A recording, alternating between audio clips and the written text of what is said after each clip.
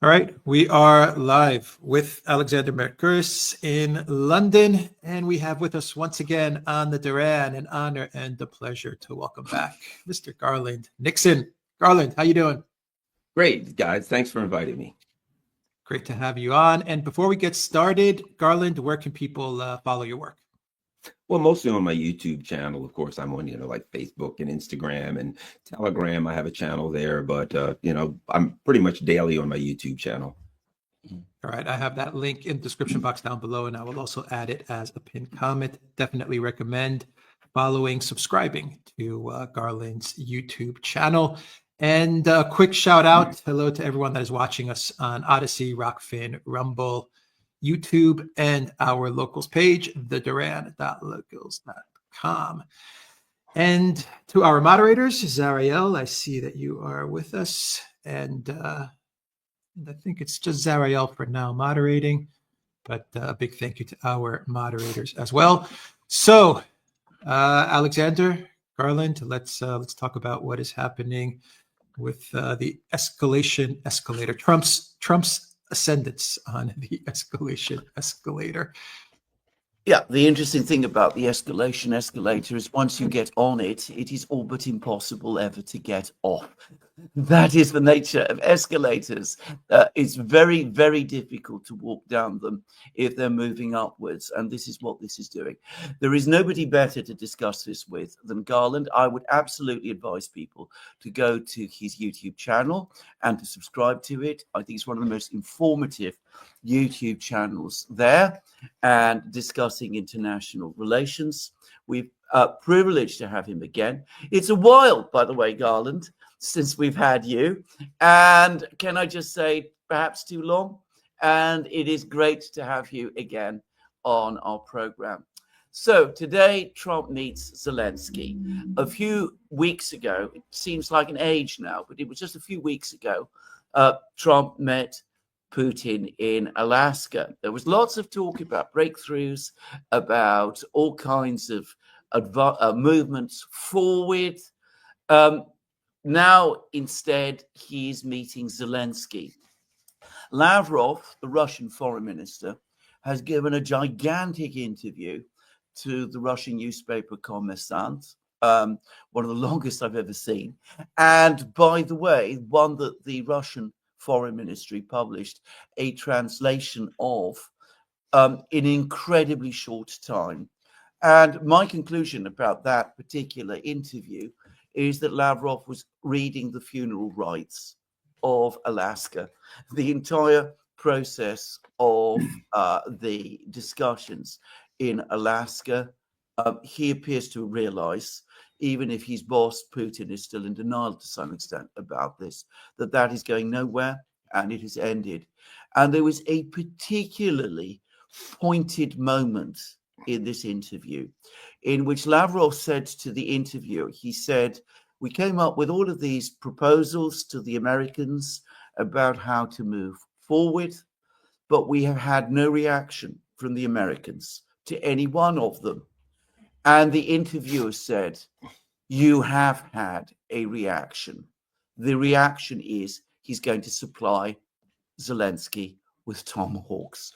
That was the Russian journalist asking, putting that, challenging Lavrov.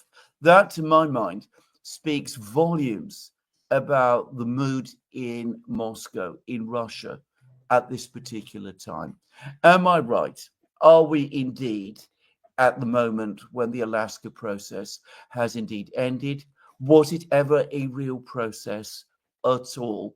And what is going to happen from this point going forward? Well, a couple of things. I think what we're looking at is overall the loss of hegemonic dominance by the U.S., if they ever really had it. But for the most part, they believed that they had it. And a lot of other countries believed that they had it. So effectively, the U.S. had some hegemonic dominance over most of the world. And what we're looking at on a grand scheme is the loss of that dominance and the attempt by the U.S. to hold on to something that they've already lost, hegemonic dominance. And that's being expressed in two ways. It's being expressed externally in both the attempts to bring Russia back under control, giving them commands that they don't seem to want to follow, and attempting to bring China under control. There are three real world powers: Russia, China, and the United States. And of course, the United States, which is the one that is declining, is trying to dominate the other two and reassert dominance. Externally, well, it's obvious what's happening with China and Russia, how they are trying to reassert dominance by saying you have to do this. And of course, Russia and China has to say, yes, we'll freeze the conflict or we'll do whatever you want economically. Internally, I think, is where the expression of this attempt at maintaining dominance has to really be looked at. And that is, you've got Donald Trump and his faction, because we're looking at warring factions amongst the ruling elite, warring factions amongst the foreign policy leaders, decision makers, etc. So Donald Trump will come out with what he believes should happen. Well, we should do this. We should make a deal with Russia, China, whoever. And then he comes back, and then the internal factions start fighting for dominance. And so there's an external expression of a fight for dominance. Who dominates the world? And it has to be us. Internally, these factions are fighting for dominance. And so I think that what we're seeing probably expressed itself is the internal war, as Trump, I think, maybe I'm wrong, for convenience, if nothing else, I think Trump tends to lean towards, let's kind of make a deal. He doesn't necessarily know how to do it. Let's make some deals. He wants a deal. But the deal that he can never make is with the other neocons and the other people internally. So as soon as he leans towards let's do this or that, as soon as he sends out the message, I want to make this kind of deal or that kind of deal, the other factions internally go to work. How can we stop this? I want to talk to Kim Jong-un. Let's send John Bolton over to threaten him and say, we'll take the Libya option. Whatever he tries to do, or whatever his faction tries to do, internally the wars start. And I think China and Russia are coming to the realization that it's irrelevant what Donald Trump says. That the U.S. policies are kind of paralyzed. Any kind of change in policy, any kind of nuance in policy, there's just internal paralysis.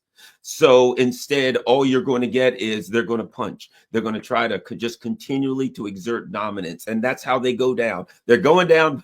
They're going down swinging. I do think that, and I've been saying this for a while, and a lot of people have been saying this for a while, that they're going to keep punching at China until China is forced to take significant action. The big one, really, I think, is this whole chips thing, because here we are 2 months before Christmas, when the countries, when retailers make money, when countries, many of these companies make far more money in November and December than they do the other 10 months of the year. And the government's closed down, that's paralyzed. And now we're in this war with China that, is going to significantly affect the tariffs, all kinds of craziness. So there is a potential now for an economic crash. There's a potential for a military clash, but I don't think there will be one. I think the Russians are very wise. I think that the leadership of Russia, though the people are trying to, the people are obviously getting emotionally in Russia. They're getting angry. They're tired of being pushed around. But I think the leadership realizes, look, the U.S. is going down. We don't have to get in a fight with them. We don't have to beat them up. They're beating themselves up. So I think that though it will anger many of us out here who want to see a more pronounced response by Russia, I think they understand two things: A, that time is on their side, and B, the issue is not just of escalatory dominance; it's control of the escalations. If there's escalations going on. If Russia allows NATO to control the escalations, they're irrational. So it'll go crazy. If they allow just nature to take its course, well, that's the same thing as allowing NATO to control the escalatory ladder. So I think what Russia's doing, the Russian leadership, as best they can, is saying, we're winning on the battlefield. That's really all we have to do. And as far as the escalations, we will remain in control of that. We will not be reactionary. If we get to the point where they say, okay, we'll send this, and then the Russians will act this way, then we'll do this, and the Russians act that way, then now NATO's in control of the escalations. All they have to do is punch, and they're guaranteed that Russians will punch back. So I think the Russians are maintaining control of the escalations. And I think that's a wise move. You have just actually summarized Lavrov's interview, probably before you've read it. He actually also talked about factions. He included the Europeans and the Ukrainians in those factions. He mentioned, however, Washington as well. The Trump said that he had to consult Washington. He said some very unflattering things about Kellogg too. The point was that Lavrov said that Trump and Putin met, they had a conversation, they seemed to be moving towards some understandings towards each other. Trump said, I have to consult and talk to all of these people. And then the moment he did that, it all basically came to a stop. And if you read Lavrov, this is, I think, the important thing. Lavrov is basically saying, well, look, we've tried this. We've gone as far as we can.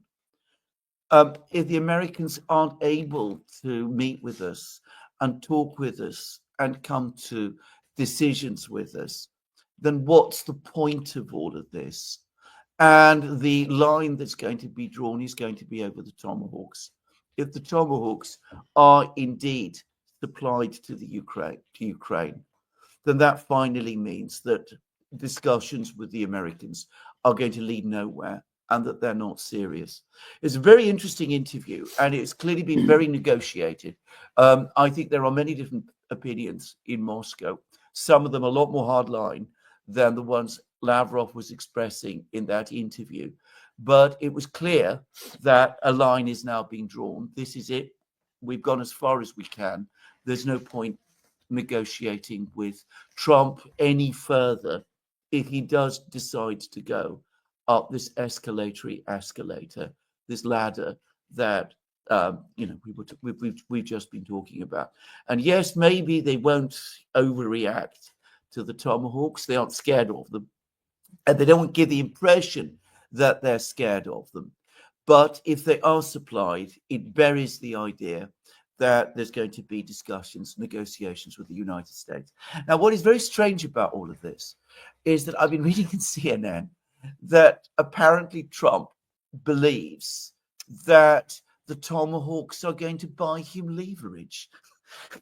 When if I read Lavrov, it's absolutely clear to me that if anything, they're going to do the opposite. But what do you think?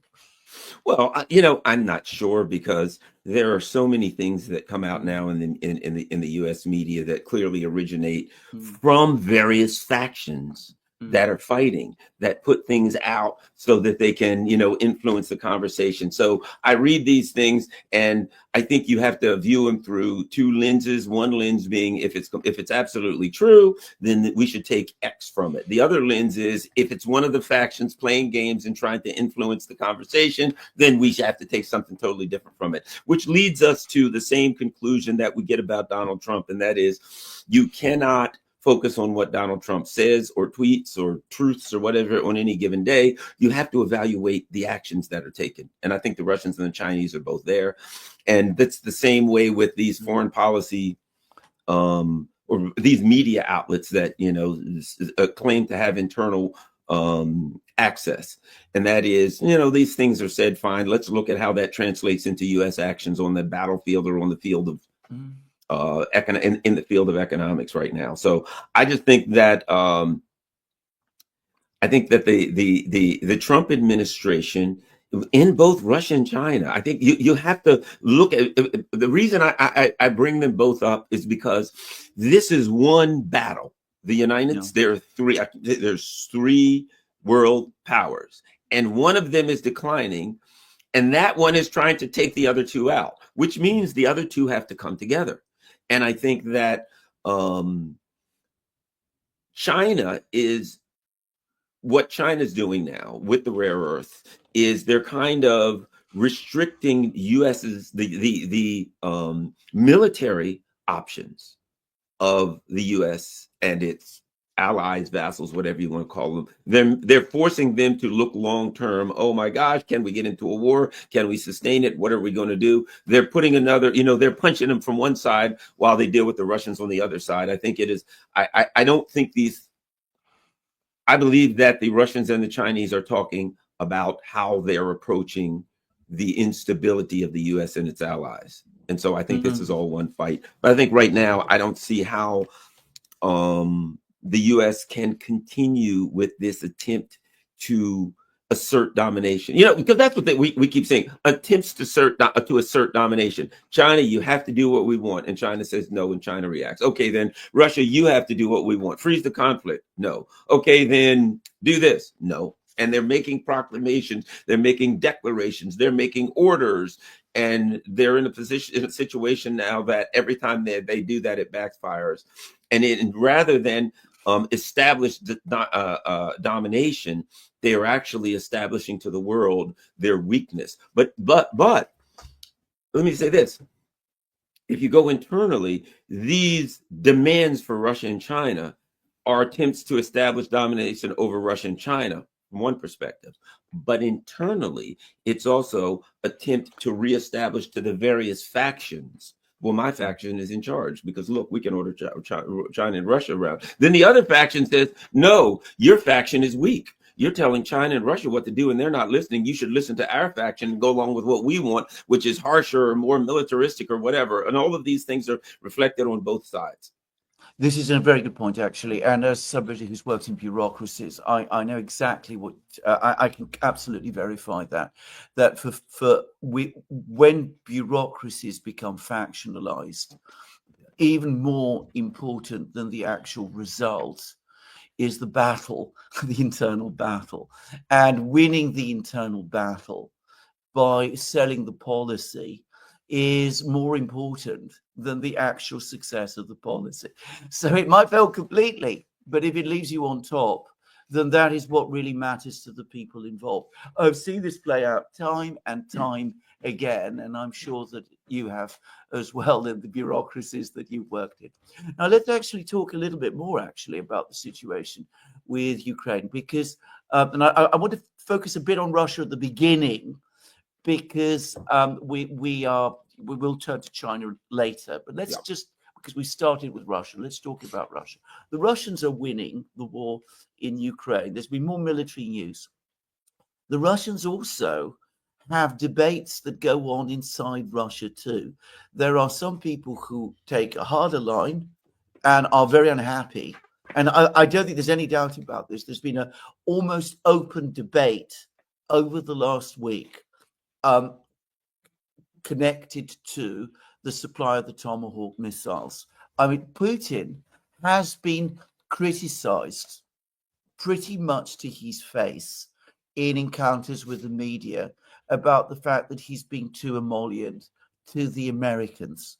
Do you think there's anybody in the United States who understands this and understands that in terms of Putin's own position, his maneuver space to try to come to a deal with the Americans is declining? Because that's also the message I took from Lavrov's interview, which, as I said, I read through with great detail this morning. I think they can't, even though it makes sense and it's quite easy to look at what's happening and interpret this. It's quite easy to understand. But because these people live in narratives, and the narrative is that, Putin is a crazy man, he's the authoritarian fascist. Remember, he dominates everything and tells everyone what to do in this narrative, which means no one could possibly push back against him. And that all you have to do is get, Putin out of the way, and some Navalny type will rise up and he'll Juan Guaido, Maria Conchado or whatever, and be a traitor to his country and hand everything over to the U.S. So because of this narrative, they can't look at it with a clear vision and see that what's actually happening is what's been happening all along. Go back all the way back to 2014. There were factions saying to Vladimir Putin, "What are you waiting for? Go in now." Yeah. And they're still saying, "See, you should have went in earlier." That the real challenge to Vladimir Putin is the opposite to what the narrative says, and it always has been. It's always been, "Why don't you go in now?" How come? What's taking so long? Why don't you be more aggressive? Why don't you be more assertive? Why are you holding back? Punch harder. That's what he's always pushed against. Now, of course, because of the incredible success that Vladimir Putin has had over the last 25 or 30 years, what he has is a legacy of success, though in Russia for the present. And as long as they're winning the war, I think his faction will be dominant and he'll be able to assert his will, or the collective Putin, as they say, will be able to continue to do things their way, which is a very long-term view of things. You know, the emotional, you punched me and I have to punch back, is kind of a more short-term view, where the Russian leadership has a very long-term, slow view. But no, in Washington, they have to live in a narrative that allows them to continue moving forward. If they accept that there is, in fact, significant pressure on Vladimir Putin to act in a more assertive manner in opposition to U.S. domination, the entire narrative that they have crumbles. So they could never accept that, because now he's no longer a dictator. Vladimir Putin doesn't have to worry about that. He's a dictator. He'll just poison anybody who opposes him with Novichok or something, rub it on their doorknobs. Let's turn to China, because I've actually had a lot of discussions with some people from China, but also some people within the scientific world. And what they have told me is that it is impossible to reproduce China's ability to purify and process and refine rare earths. It cannot be done in any remotely acceptable economic time frame. This is a technology which only China fully understands, and which it has been working on basically since at least the 1970s and possibly 1960s. It's not just a question of technique, it's also a question of theory. And you can apparently refine rare earths. Everybody can refine rare earths up to a certain level, but it is going beyond that level that only the Chinese for the moment are able to do. What the Chinese have basically done is that they've created a system where they can monitor where exports of rare earths go, and they can impose licenses. They have not yet banned exports of rare earths or even restricted those exports, but they now can do so. They can make sure that rare earths do not go to the US defense industry complex to make F-35 fighter jets, which of course would be used against China. And they can also make sure that rare earths don't reach the Dutch manufacturers of lithography machines, if that's what they choose to do, or the people in Taiwan who are operating those lithography machines, who actually need the rare earths to make the chips. Now, the Americans have no obvious response to this, but they are also faced with something that they do themselves all the time. They place restrictions on exports of technology. China is simply replicating what the United States itself has done for as long as I can remember. Yet the Americans are furious about this. What do you make of all of this? And by the way, I do get the sense that this is a decision that is going to stand. The Chinese are not going to retreat from it. But what do you make of all of this? And what do you make of the American reaction? Two things. Again, if we get back to the concept of declaring dominance in a particular field, in a particular genre of activity, the U.S. claims dominance, full spectrum. In all fields of activity throughout the world, we have dominance and no one else can, hinder us in any way. And what the Chinese are doing is they're exhibiting, they're showing that there is a field, that there are fields that we have dominance in, and we're going to demonstrate that to you. But the other part of it is this, and, the analogy I use is if someone says, hey, will you give me a ride to the gun store? We'll use that. Why? Because I want to buy a gun. And what are you going to do with that gun? I'm going to shoot you with it. Well, I'm not giving you a ride. Okay, fair enough. Then I won't shoot you. I'll shoot your best friend over here, Russia. Why? Well, because I plan to shoot you later and he'll get in the way. So give me a ride to the gun store. I'll then shoot your best friend and then I'll shoot you later. I'm not giving you a ride to the gun store. It's as simple as that to me. China is looking at the US. They're looking at what's happening around the world, threats to Iran, threats to Venezuela, and they're saying, these people are unhinged and dangerous. And clearly they intend to take some kind of kinetic action against us. And it would be absurd for us to help them build the missiles that will then, we're going to give them the rare earths, and the rare earths will return to China in the form of missiles. We're not going to do that. It's a very rational thing to do. It certainly makes sense in the context of the trade war, but in the context of a potential kinetic war, it is something that they absolutely have to do. And that was inevitable. And I'll just say that if I were China, I would say, sure, I'd like to make a deal with you, and I'd make a list of everything I want. Number one, get out of Taiwan. Number two, stop putting these Typhoon missiles on our borders.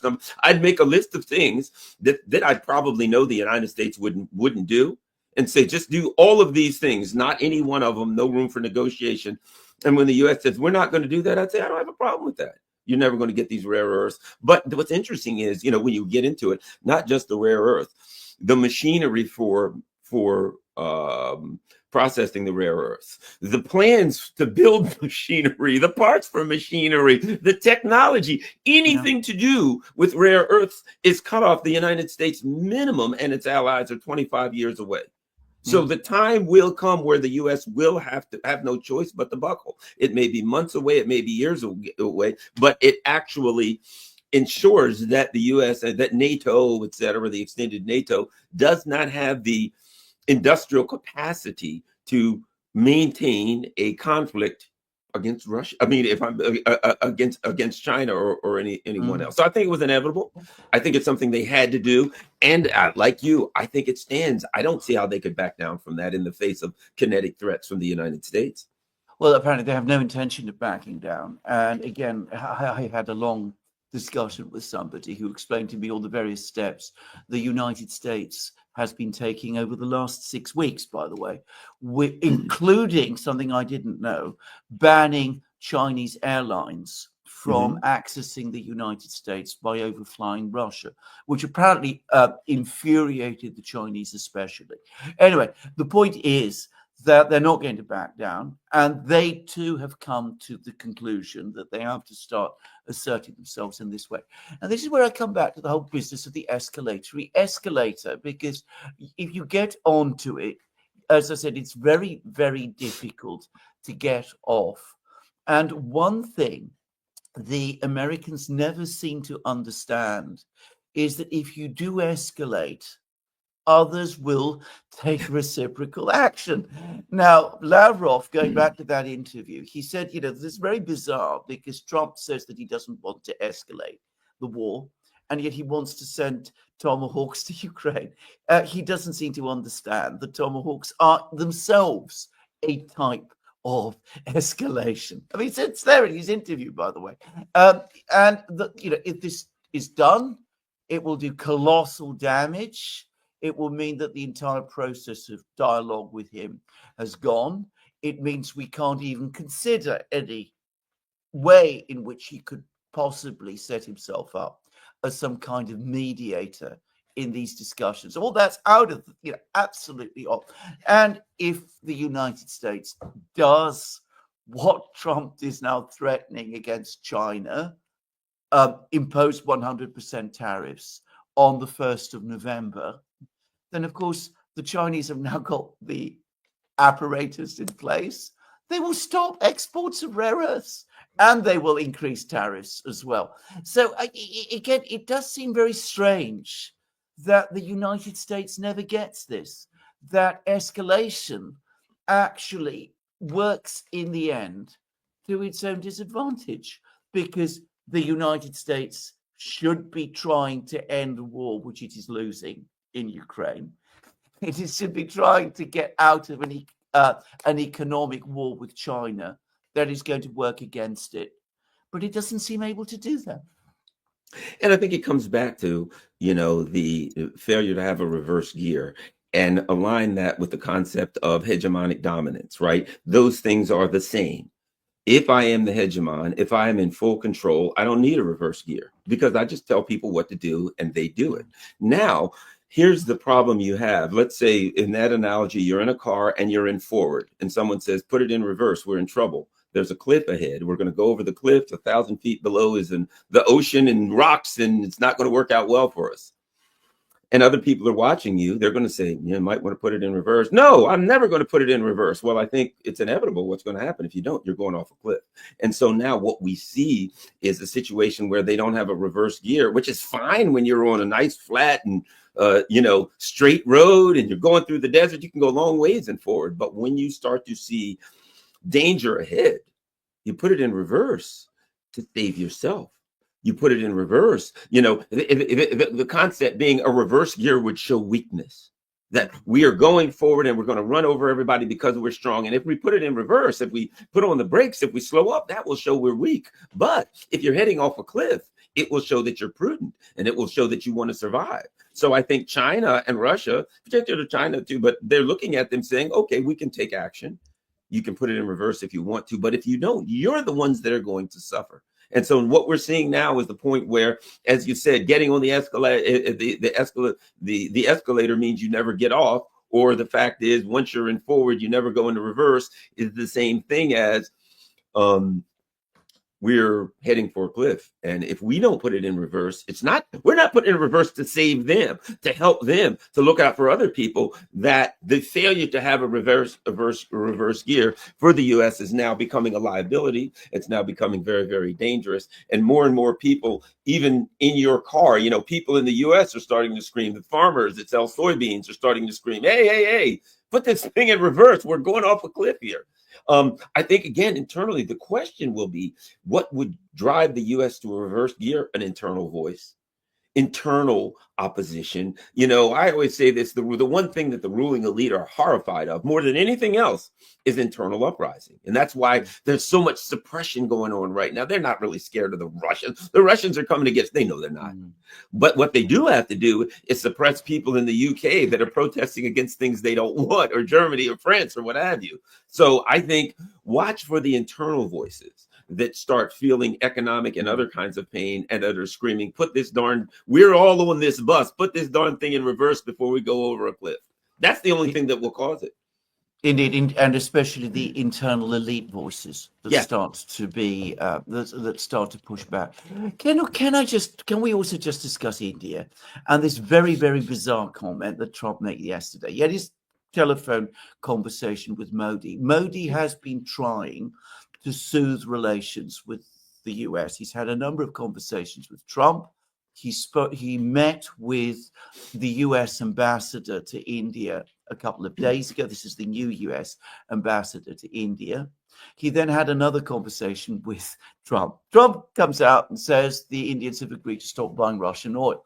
The Indian foreign ministry rushes out a statement basically saying that's not true. I mean, if you have to pass it, because they're very careful, that they're basically saying that's not true. The Russian energy ministry has also published a statement saying that's not true. We've been in touch with our Indian friends. That's not what they're planning at all. Why does he do this? Why does he? I mean, is this an attempt to try to push the Indians to do this, to say, go out, dare to call me a liar? I mean, of that kind of thing. I mean, is this what this is? Or is he just listening, hearing only what he wants to hear? That Modi apparently said to him, yes, of course, we're keen to develop economic and energy relations with the United States. Is this what this is all about? What is Trump trying to do here? And does he understand that maybe this isn't a good way to handle India either? I think it's the latter and the more simplistic assertion, and that is some level of confusion with Trump of hearing what he wants to hear. He talks to Modi and Modi says something and he listens, and he selectively listens and he cherry picks what he wants to believe. And then he's like, okay, I guess that means they're not going to buy it. Or he goes out and makes a proclamation. One of the things that I've noticed about Donald Trump, and a lot of people have, not just me, and that is that you know, because of his, maybe because of his history in entertainment, he likes these big proclamations. He likes the bright lights. He likes to come out, you know, like it's the red carpet and somebody's going to, you know, blow some horns, release some pigeons and unroll a scroll. And he's going to read something important. Hear ye, come one, come all. And then he's going to make a great proclamation. And everybody's going to say, that's awesome. And I think he looks for opportunities to do that. He looks for opportunities to make the big splash. You're not going to believe this now, but now Modi said he's not going to. That would be a big deal if it were true. And I think Donald Trump looks for things like that are big deal. And you know, I've noticed something. When Donald Trump makes these grand proclamations, only about 50% of them are good for more than an hour. These either, if that many, either one of two things, either such as in this instance, the other party says, I don't know what he's talking about. We never said that. Or he makes these proclamations and say, we have a peace deal with this country or whatever, and it falls apart within hours. But he makes these big grand proclamations, and it looks good, and he stands proud, and America's strong again. Look what we're doing, and things of that nature. But there's never a substance, you know, like the peace deal. When you go below the surface, they're only a grand proclamation. They're only a show. And beneath that, the work that needs to be done to ensure that there's some substance there is never done.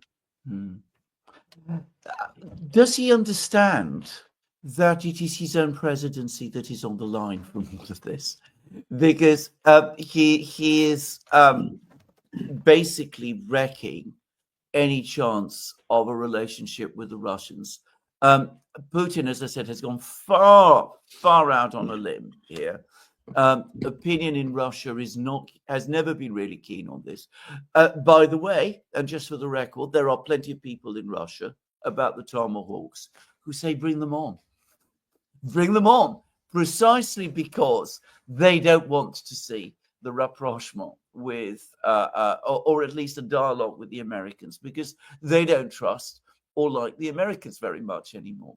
The Chinese, as I said, they are now in a position where they can switch off rare earths to the United States, and they have the toolkit to do it, and they're probably not that far from doing it. If you create a toolkit, if you have something ready, the inclination to pull the switch is always going to be very strong, just to say. And, well, the Indians, I mean, Modi must come away to himself and say, well, can I really conduct conversations with this man? I say one thing to him. He then comes and says something completely different from what I actually said. And bear in mind, Modi is hosting Putin in a few weeks' time in Delhi. And there's going to be apparently big arms deals agreed. So how is Trump going to react to all of that then?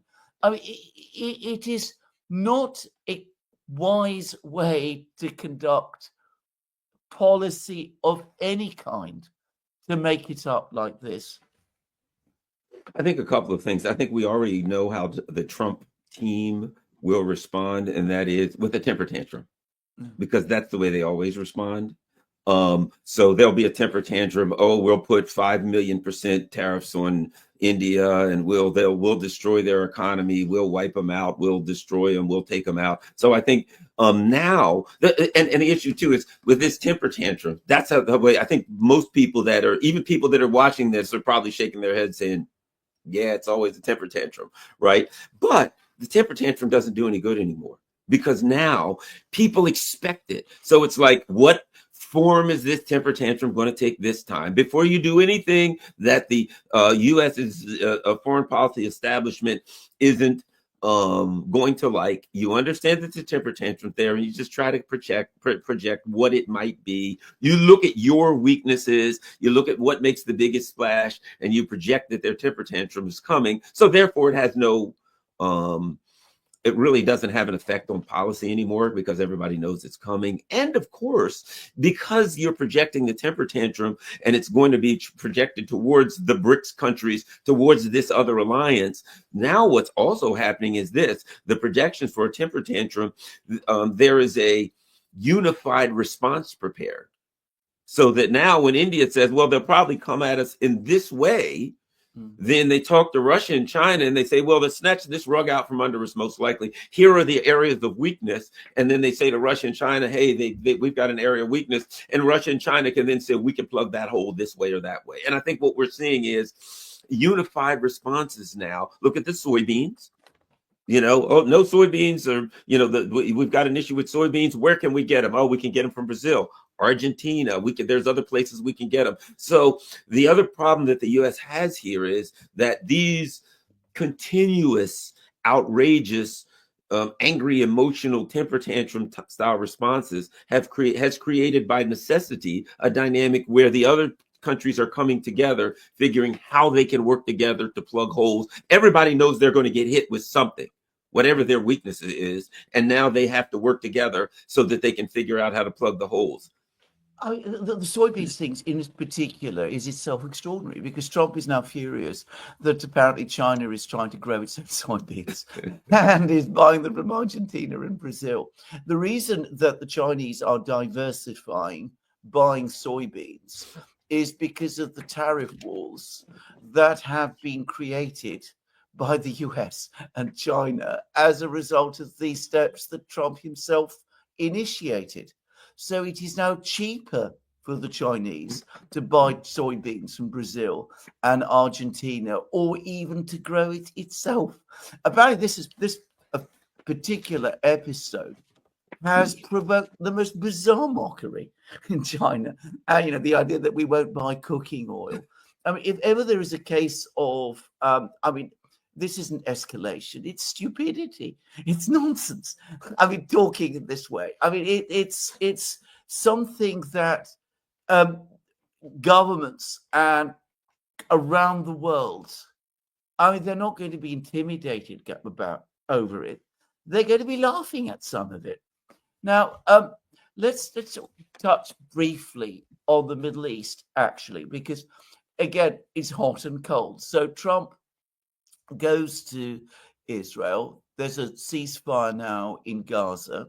He says this is a complete and glorious victory. I myself don't see how it is that at all, but of course it is a ceasefire, and that is a good thing.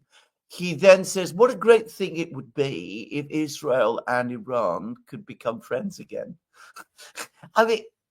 But he himself says this a few months after the United States tricked Iran and carried out an attack on it, and a few weeks after the United States, together with the European powers, imposed snapback sanctions on Iran. Why does he think the Iranians are going to trust him? I think what we're looking at is, this is kind of like what you see in Europe with these irrational leaders. We're going to do this to the Russians. We're going to force this to the Russians. And the Russians and outside observers look at it and say, that makes no sense. It's irrational. And that's the same thing. If you look at the Middle East, you look at, what Donald Trump is saying. It's not a rational argument based on the very recent historical context of what is clearly under international law, illegal aggressions by both Israel and the United States against Iran. So it makes no sense.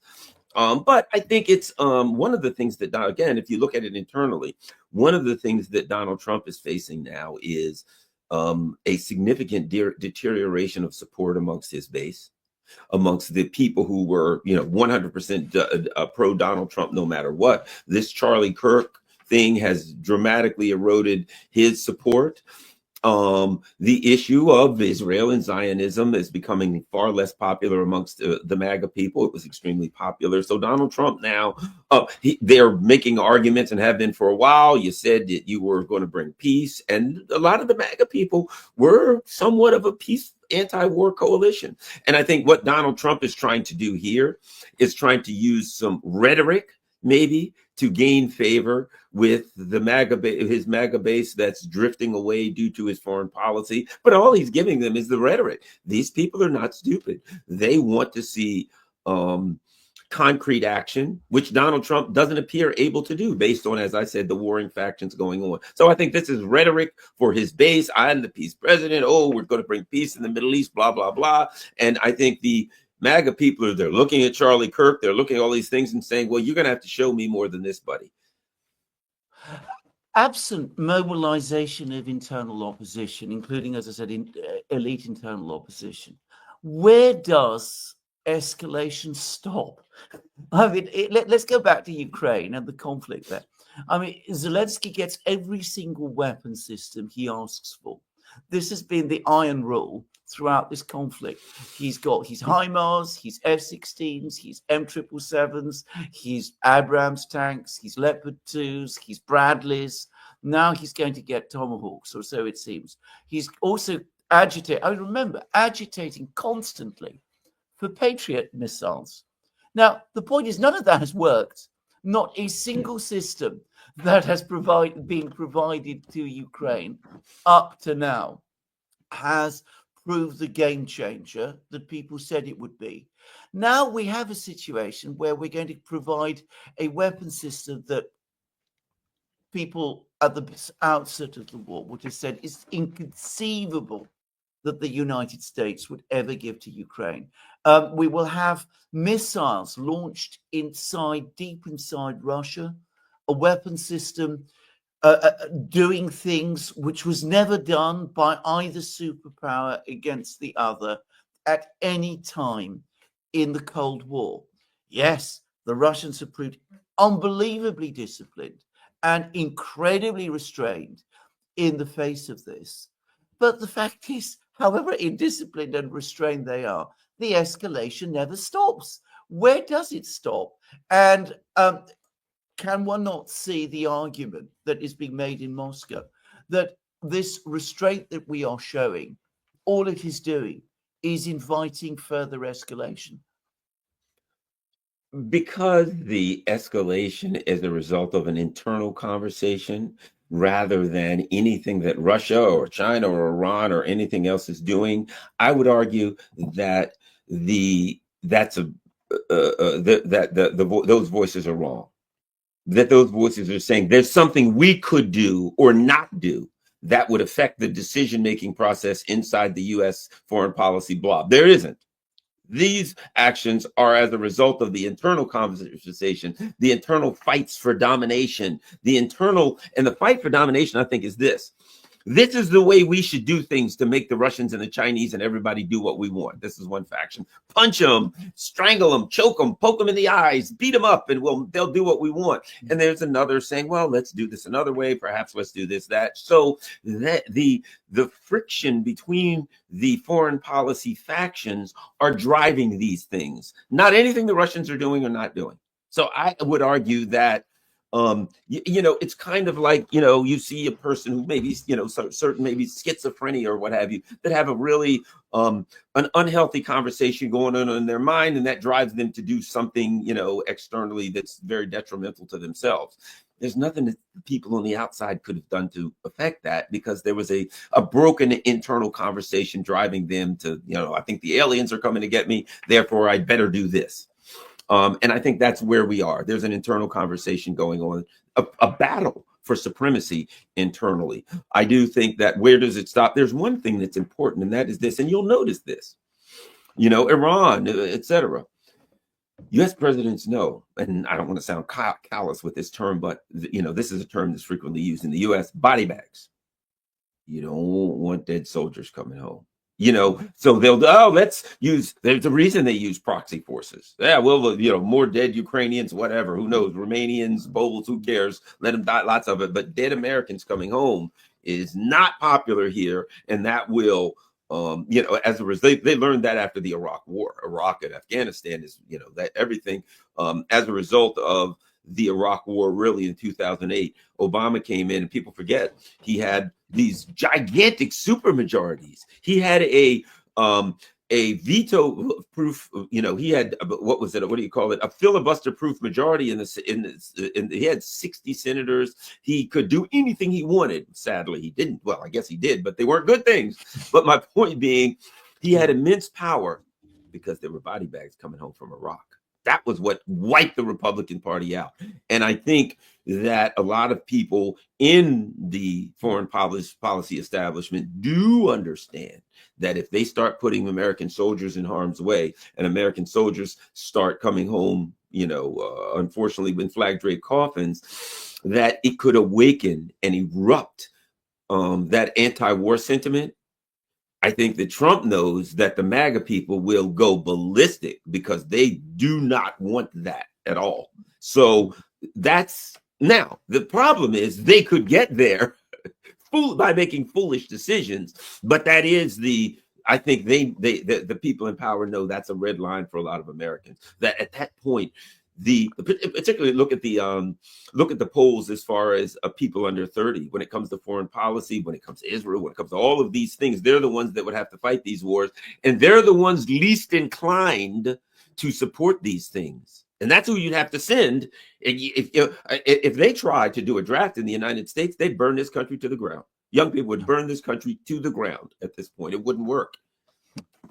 Garland, I just want to mention that Lavrov made essentially the same point as you did at the beginning. I mean, he was asked, why don't you have a meeting with the United States to explain the position on Tomahawks? He said, what's the point of a meeting? I mean, it's not going to make, basically the implication was it's not going to make any difference. The Americans just don't listen. Anyway, this is where I'm going to stop on that last point that you made. And thank you again for coming here and speaking to me and answering my various questions. If you could stay, I'm sure we got more questions to put to you from our viewers. Certainly. And thank you once again, Garland Nixon, and welcome again to these live streams. Thank you. It's always an honor. This is, my favorite program. This is my go-to program for understanding what's happening on foreign policy, particularly in the Ukraine, regarding the Ukraine conflict. So it's always an honor to come on this channel. Thank you. Thank you, Garland. You have 10, 15 minutes to answer a few questions? Yep, I'm in no rush. Cool. Diamond Jump says, good day, Alexander, Garland, and mods. Thank you for that, Diamond Jump. And we go to Ronald DB. The whole West is in the process of purposeful decline. The question is, will Russia and China imitate that? Absolutely not. One of the things that we have to take into account is the view of the world based on the civilizations versus a nation. The United States has been around for 250 years, and it doesn't seem to have gotten its ideological footing over that period of time, wherein Russia, China, Iran, these countries have been around for thousands of years. They view the world through the lens of a much longer time, perspective of time. They're not in as big a rush as the U.S. And because they've been around for a long time, they've seen the rise and fall of various empires and nations and world powers. And I think they understand the potential for the rise and fall of world powers. And I think they're just watching the U.S. They're watching the U.S. melt down, and they are trying to manage it as best they can, in my opinion. Miss Texas G has a question to ask Garland if he thinks Trump will lose the House and possibly the Senate. It's, there's no way to project what's going to happen in the midterms. One of the things that I believed that seems to have becoming true, and that coming true is, our midterms really right around the 1st of January is when our midterms, really start to play. But what happens? What's the big deal then? That is the primaries, particularly with the Democrats. And that is that they will be primaried. A lot of these Democrats that have been supporting the Middle East policy will be primaried. And my guess is some of them will lose. And it's potential that a lot of them could lose because they're so at odds with their base. Meanwhile, the Republicans, same thing. You've got a lot of people of MAGA people that are upset over the Epstein files and various other things. And I think that one of the things is they had to, as best they could, whether or not it'll work, they had to try to stop the conflict in Gaza for fear of, if that was going on during the primaries, oh my gosh, what a position for these, particularly think about these Democrats who are saying, oh yes, we're going to continue to support Gaza during a primary. And they're going to be running against someone who says, this is terrible, this has to be stopped immediately. They're going to lose. And now you're going to end up with a bunch of anti-APAC people, strongly anti-APAC people in Congress. So I feel that a big reason for the attempt to stop this thing going in before the first of the year was the potential political fallout on both sides of the aisle. I think both parties are extremely worried. You've got Marjorie Taylor Greene, who's starting to throw her weight to get around and getting significant support from the Republican base, because she's basically standing with what she said from the beginning and with what Trump said. She's saying, "Hey, Trump and you guys said this, and I believed it, and I stood with it. You're not doing it. I'm still standing with it." I think they are pretty frightened about the potential for challenges in the midterms, and don't underestimate how that's affecting foreign policy also. From Harry Serpanos, would Putin ever consider sending... Hello? Yeah, I'm here. Yeah. You guys hear me? Okay, sorry. Lost you. Yeah, loud and Lost you clear. for a sec. One second. From... oh man, I lost my place. From Harry Serpanos, would Putin ever consider sending cruise missiles to Venezuela and Iran, or is he keeping tensions down with the U.S. more important for him, or could it be that he hasn't thought about it? I don't think that the Russians, one of the things about Venezuela is it's a long ways away from Russia. And, it would be difficult for Russia to try. Russia's military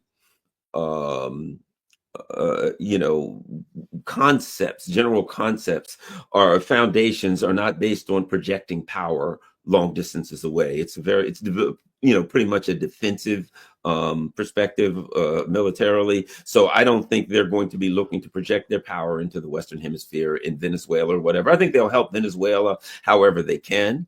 I think they understand that it would be foolish for the U.S. what are the U.S. going to do with Venezuela? I mean, they could throw a couple of missiles at them from a distance, but you would have to put feet on the ground, and Venezuela has mountains and jungles with mountains. I've been to Venezuela, know it well, met with opposition parties. I've done a lot in Venezuela. I've traveled throughout Venezuela. I could do a show on that. I went to small villages and talked to the people in Venezuela, and those people are well armed.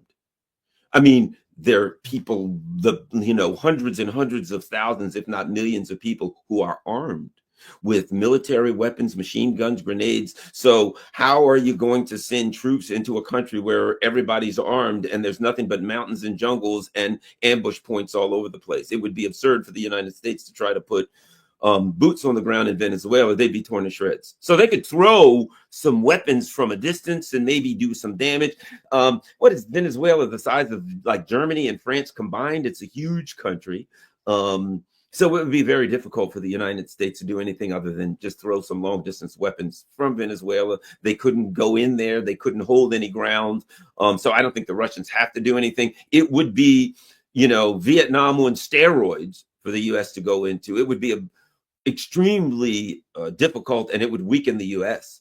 to go into Venezuela. So let's hope they don't do it, but it wouldn't be beneficial. I think Iran, interestingly enough, they have some area that they needed help from a defensive perspective, but offensively they're extremely powerful and they're able to offensively defend themselves. And of course, a big part of their defense is they were able to establish a deterrence with what they were able to do in the 12-day war. So there's a certain level of deterrence even now that those who would attack Iran, they're saying we need to attack Iran, but if we attack them, we could have a problem. So they have a certain level of deterrence. I don't think the Russians, they'll help the Iranians where they need to in some defensive purposes, but the Iranians don't need a lot of help. And the Venezuelans, it's a whole different dynamic, but it would be a disastrous for the U.S. to go in anyway.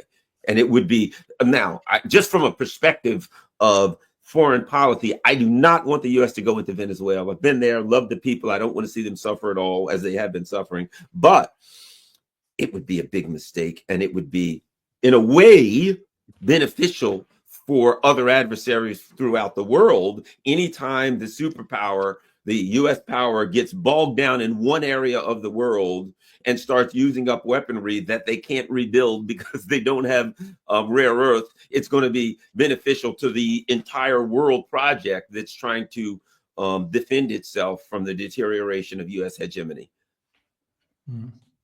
From Russell Hall, how is Charlie Kirk hurting Trump? Well, you know, the real way it's doing is it's exposing some things that the people in power in the U.S. would prefer not to expose. You know, it's exposing that the level of control that the AIPAC and the Israeli lobby has over our political system. It is greatly exposed. It's been something else that has exposed that they don't want exposed, because when you expose that, whether it's AIPAC or the military industrial complex, whoever, when you expose that they have a significant amount of power over our government, it also exposes that the voters don't. So people start looking at it and saying, well, wait a minute, all we have is the illusion of democracy. If we're saying to the government, we don't want you to do this, or we do want you to do that, and we find out that there are some entities, small entities that are attempting to hide, that aren't good at hiding anymore, that can steer the government away from us, we start feeling as though the only thing that we have is the illusion of democracy. And you can't make the arguments anymore. We're standing for democracy. We're protecting to democracy, but what we're not doing is practicing it. And that's the biggest problem with Charlie Kirk. And also, it goes from, credibility. The Russiagate hoax was something that, hurt the credibility of the traditional institutions that supported it. And now these institutions that are trying to, make arguments that the Charlie Kirk assassination shouldn't be questioned, shouldn't be put under a microscope, that everything's fine, that we don't, nothing to see here. It further deteriorates the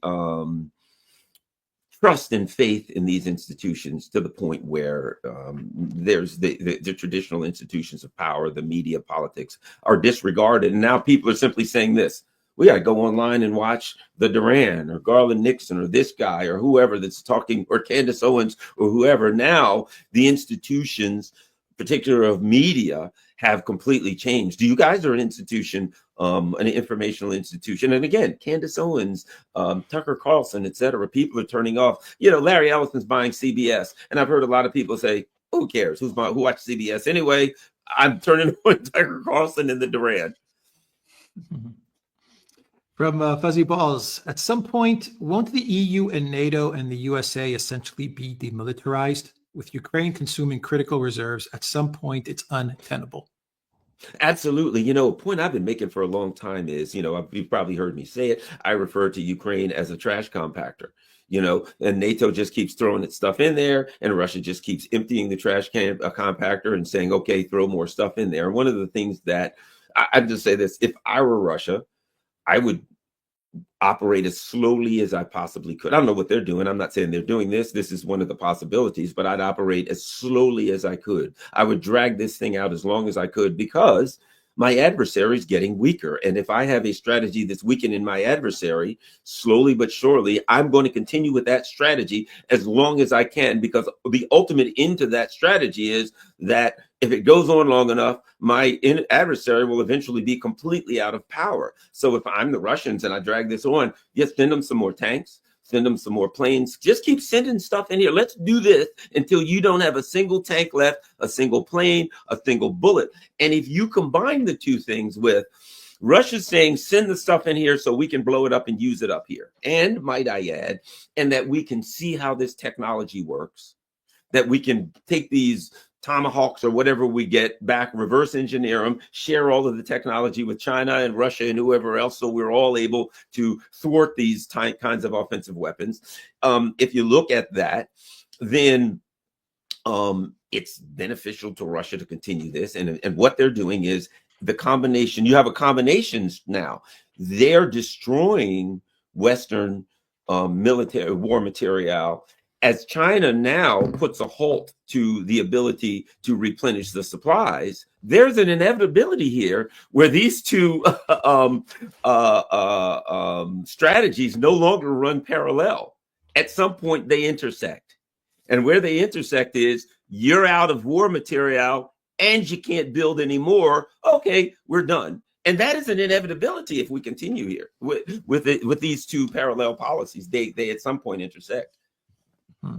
Mama Alaska says, thank you, Duran, for having Garland on. Thank you for that.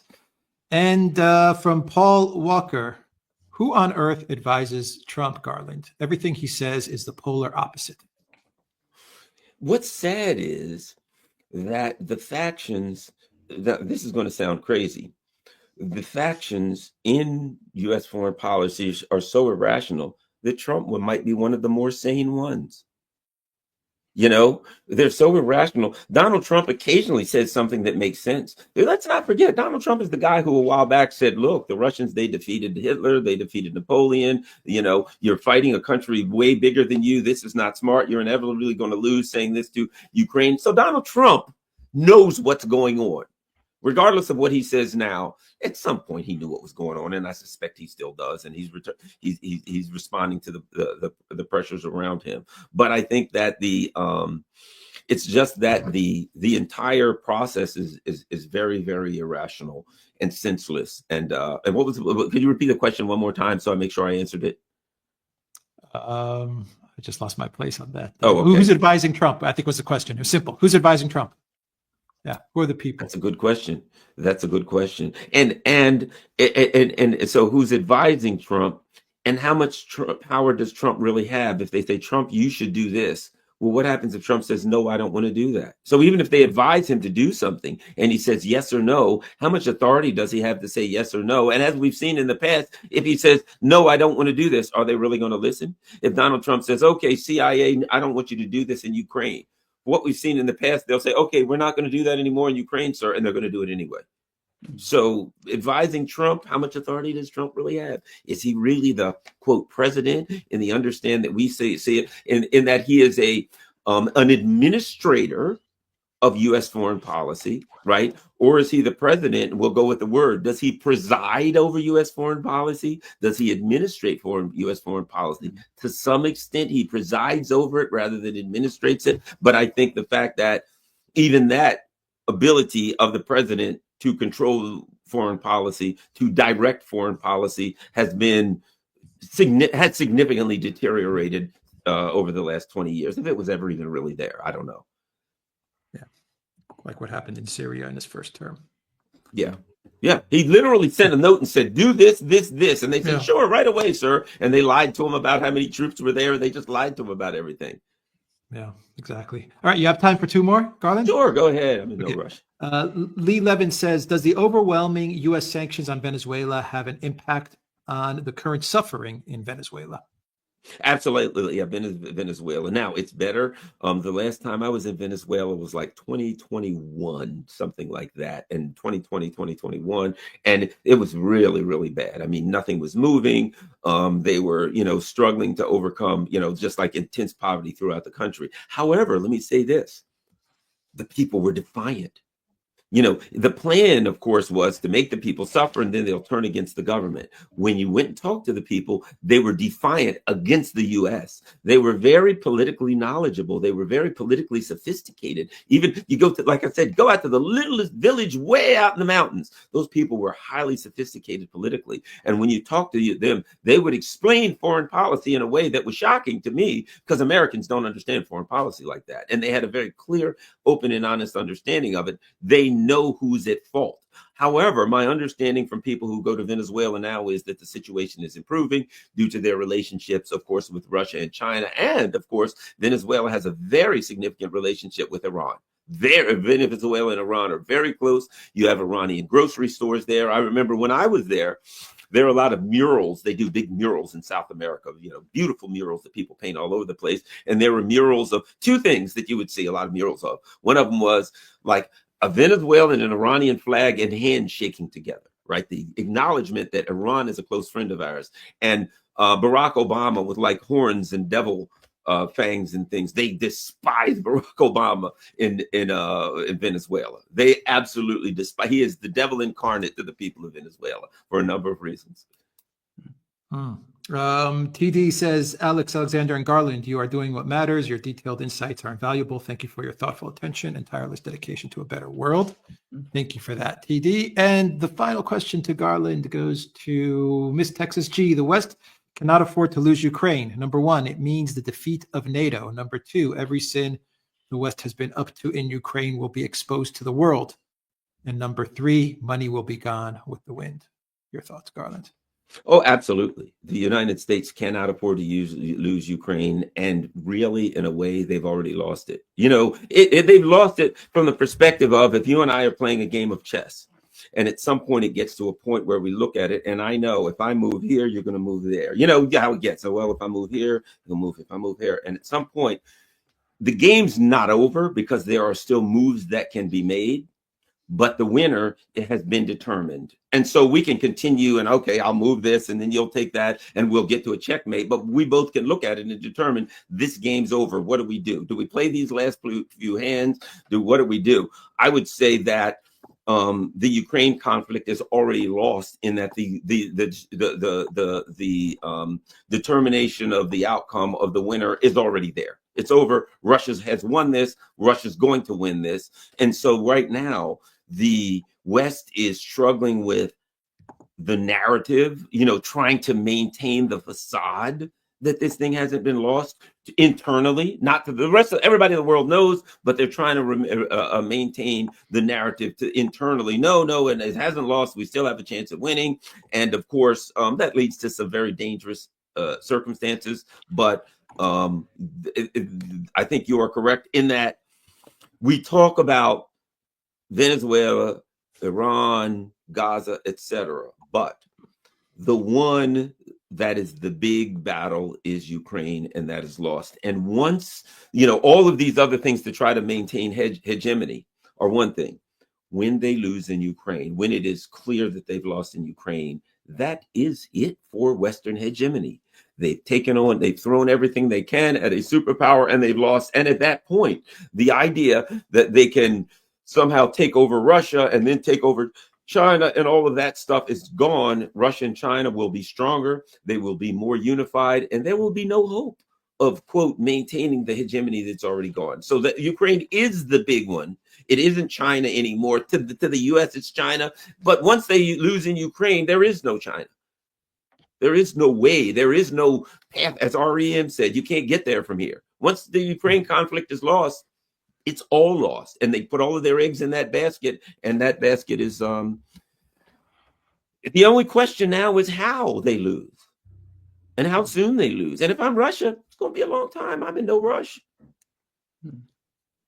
Garland Nixon with an REM quote. It's the end of the world as we know it, but I feel fine. I was hoping let's go with another song, REM song rather than that one. All right, Garland Nixon, thank you for joining us on the. Thank you very much, Garland. Thank you very much. Thank you. Where can people follow your work before you sign out? Certainly, I am on Telegram. I'm on Facebook and Instagram, and of course, my YouTube channel. All right, those links are in the description box down below, and as a pinned comment as well. Thank you, Garland, so much. Thank you. Take care. All righty.